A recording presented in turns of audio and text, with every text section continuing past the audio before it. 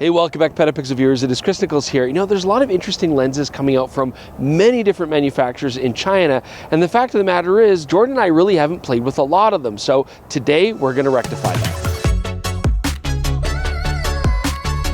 But I do want to get across that today's not really a review, it's actually more of a showcase because we're going to look at multiple lenses today from multiple manufacturers. Now Jordan and I have played with Laowa lenses, reviewed them in the past, and we absolutely enjoy doing that, but there's lots of other companies out there like 7Artisans, PetaPixel, Thypoch. I mean, honestly, one of the difficulties in this industry is just so many manufacturers out there, I don't know how to pronounce their names half the time, and I don't know what manufacturers come from where and who owns who. So why are we looking at these lenses now? Well, the fact is we just didn't really have access before, but now we do, and it's a very interesting time to look at some of these lenses because we've got companies like Laowa now making their very first autofocusing lens, their 10mm 0D ultra wide, and we've got other companies like 7Artisans now making a 50mm 1.8 full frame autofocusing lens, as well as an interesting manual focus glass. It's the Thypoch or Thypoch, or I don't know how you're supposed to say it, but this is an interesting 35mm f1.4 manual focus M-mount lens. We're going to play with that as well today.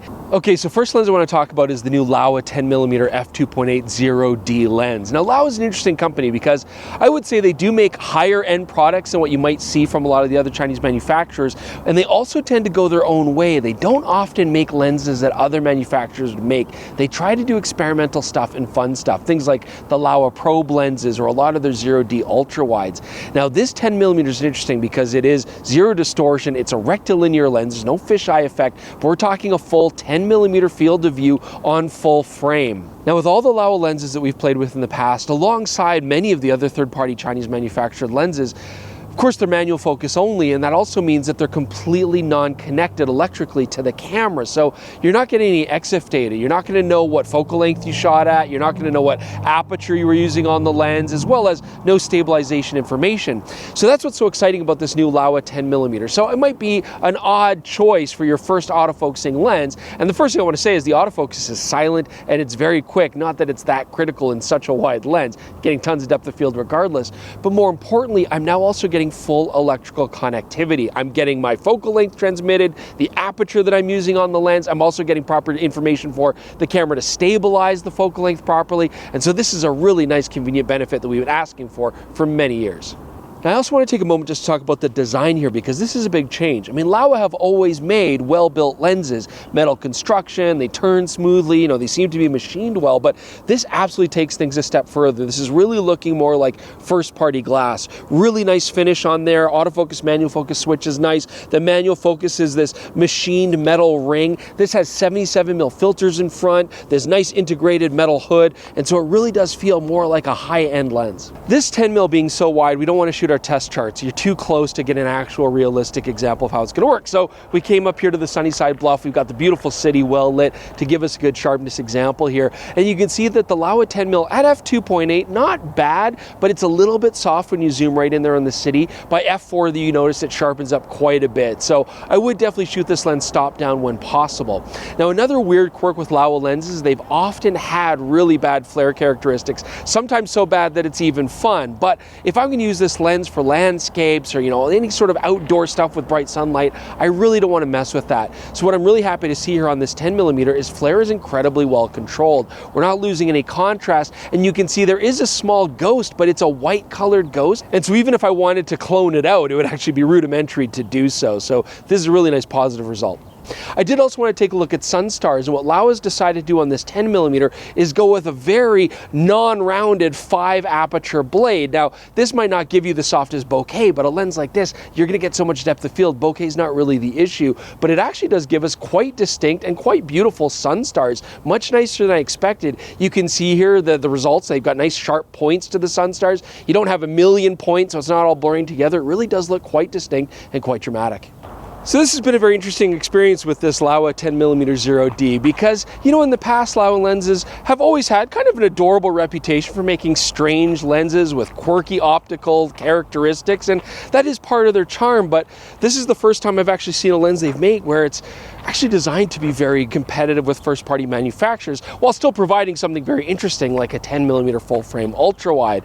So this makes me very hopeful because I like the characteristics of this lens, and I hope that we'll see some normal ranges or some ultra-fast aperture lenses like 0.95s with autofocus, or some portrait lenses with autofocus. I think this is a really interesting start for Laowa, and it's interesting to see where they go beyond this. I don't know, Jordan, Amazon not loving us back, is that true? Can you think of a time when they didn't love us back? I can't. Next lens we're going to talk about, it is the Thypoch Simera 35mm 1.4, and I'm going to try to be unbiased with this lens even though it is a 35mm. Now this is made in native M mount. We see a lot of Chinese manufacturers making lenses for M mount for a few reasons. I mean, first off, they get to be nice, small, and compact. You get an affordable alternative to expensive Leica glass, and also it can be adapted very easily to other mounts. Like for example, here we're using a 7Artisans adapter so we can have this on a Sony E mount. Also, there's not going to be any EXIF data transmitted because these are, of course, fully mechanical. The first thing I noticed, it's really nicely anodized and it's beautifully machined. I mean, I like this metal hood. It feels very premium. It's got the cutout for Leica viewfinders.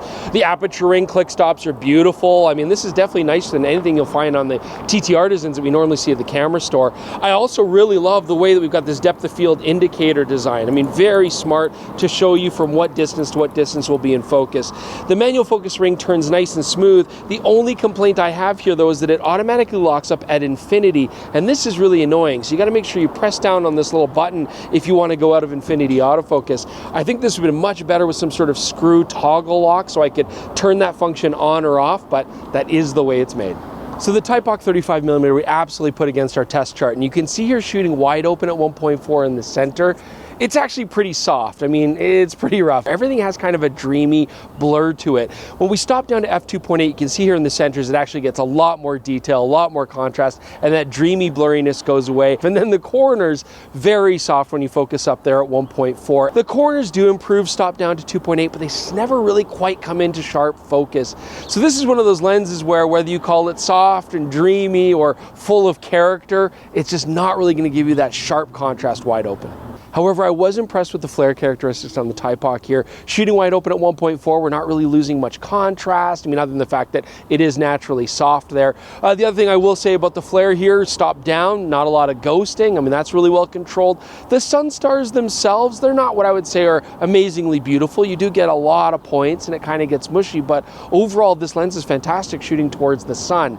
The last thing that I want to point out though, this lens does have quite a bit of loca, that longitudinal chromatic aberration where you get color fringing in the foreground and background areas. You can see here very distinct color shifting from the areas that are out of focus in front and behind the point of focus, and this is really hard to get rid of in post, so that's not something we like to see.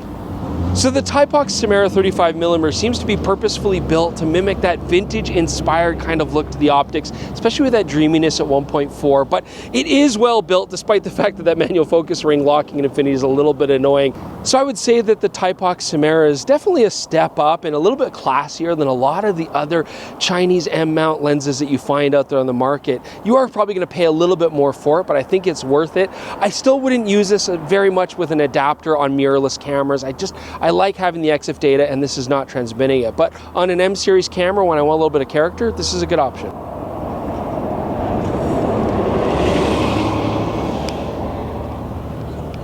Chris, you're doing the pedestrian equivalent of man spreading. Was I? Okay, so last but not least, well, I don't know, maybe, who knows, but this is the 7Artisans 50mm f1.8. Now, this is their first autofocusing 50mm full frame coverage made for both Sony E mount and Nikon Z mount. This is definitely a large lens when you look at it. As a 50mm 1.8, this is quite big and bulky. All metal construction, though, I mean, it feels solidly built. I will say, though, the rings on this lens are quite tight. I mean, the manual focus and the aperture ring, very tight. This aperture ring is smooth. There's no click stops on it, but I guess the fact that it is so hard to turn means I'm not accidentally going to bump it or anything. And then the autofocus manual focus switch, I'm assuming it is just this particular model, but it's not quite clicking back and forth into place. There's some situations where I autofocus the lens, but the Sony will autofocus it, but then still assume that it's manually focusing as well, and then engage the magnifier automatically. Anyways, I don't think that's a problem with the regular line. One thing I do love about this, though, because it's an autofocusing lens, we've got full electrical connectivity here between the lens and the body, so I'm getting all of my image stabilization data, I'm getting my aperture read out properly. You know, the focal length is going to the EXIF data properly, and that's a really big convenience boost and something we've never really had with third-party lenses like this before. So as I mentioned already, this lens is a little bit on the large size for 50mm 1.8. I mean, Nikon's 50mm 1.8 for Z mount is actually fairly large as well, but the Sony 50mm 1.8 is what you consider a nifty 50, very compact, very easy to carry around. This uses a 62mm filter thread, again, much larger than we would expect, but I think the reason why they do this is they're oversizing it to get better sharpness, and that absolutely seems to be the result. So looking here at the center shooting at 1.8, it's got lots of detail, it's quite sharp. It's not super contrasty, but when we stop down to f4, you can see that improves quite a bit in the center. Still, I'm very impressed with the result, even shooting wide open. In the corners, it's a similar story. At 1.8, we're still getting good detail here. Stopping down to f4 does improve things across the board as far as contrast goes, but this is certainly a lens you can shoot happily at 1.8 with no issues.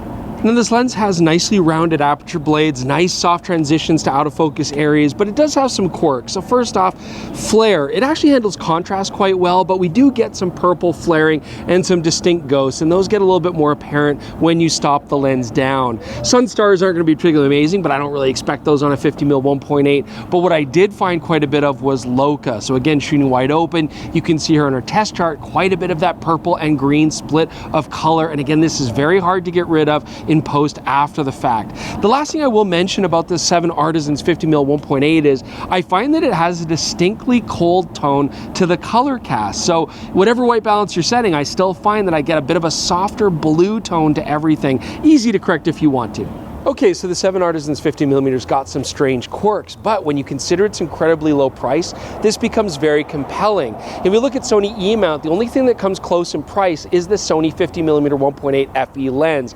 Now that absolutely is light and compact. It gives you the true nifty 50 experience, but although I don't have one side by side to review, I have reviewed that lens in the past, and I remember even on lower 24 megapixel resolution bodies, the sharpness didn't blow me away at 1.8, and this is absolutely holding up great detail at 1.8 on a 60 megapixel sensor. The other thing I do want to point out is if you look at other lenses like the Sigma 50mm f2 Contemporary, that's a great lens, but it's substantially more money. We have a similar story when we look at Nikon Z mount. The 50mm 1.8 Z lens from Nikkor is beautiful. It's fantastic optically, but it is also large and bulky and very expensive. And so if you want to save a ton of money, this does represent an interesting choice. I, for one, am absolutely excited to see what now comes out. We're hopefully going to see a lot more autofocusing lenses covering different focal ranges. I was particularly impressed by the Laowa 10mm today, so I definitely want to do full reviews on whatever they come out with next in the future, and absolutely look at a lot more third-party lens manufacturers out of China going forward. Definitely leave your comments below. Let us know what you think, or if there's any particular focal lengths that you're interested in us testing in the future. Otherwise, do subscribe to the channel if you haven't already, and check out our podcast. It's on the exact same YouTube channel, or you can find it on all your favorite podcasting apps. Just search for PetaPixel Podcast. We'll see you with more content on PetaPixel soon.